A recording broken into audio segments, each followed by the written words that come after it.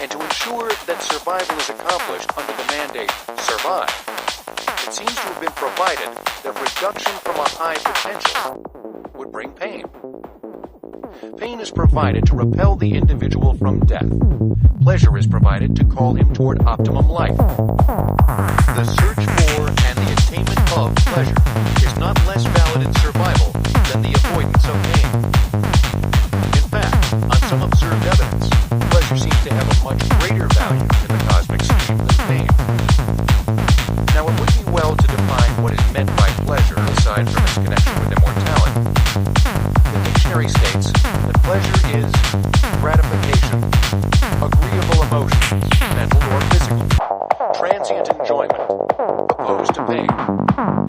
Pleasure can be found in so many things and activities that a catalog of all the things and activities man has, does, and may consider pleasurable alone could round out the definition. And what do we mean by pain? The dictionary states physical or mental suffering, penalty. These two definitions in passing are demonstrative of an intuitive type of thought which runs through the language.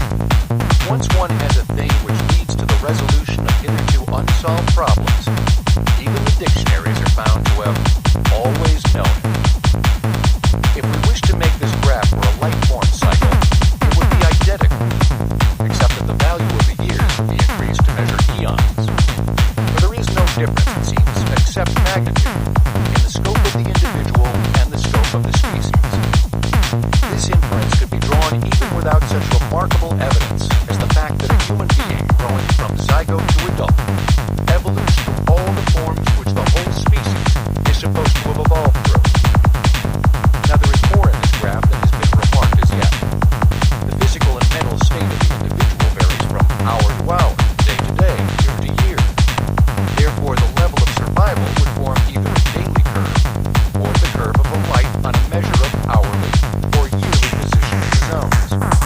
And there would be two curves made possible by this: the physical curve and the mental curve.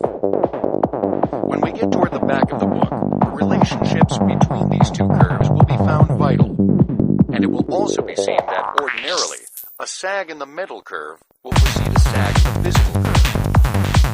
The zones, then, can apply to two things: the physical being and the mental being. Therefore, these four zones can be called zones of the states of being. If a person is happy mentally, the survival level can be placed in zone 4. If the person is extremely ill physically, he might be plotted on estimation of his illness in zone 1, or close to death.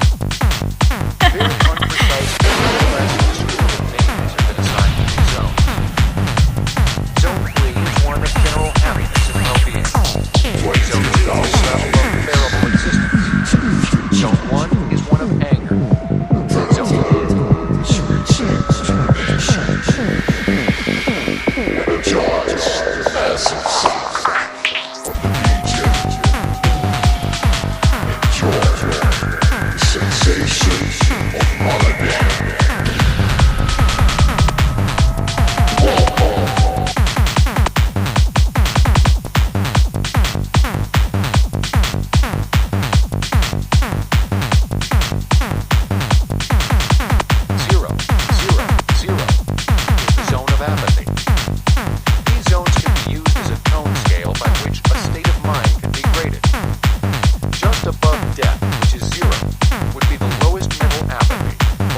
level of physical life, 0.1. But zone 1, where the body is fighting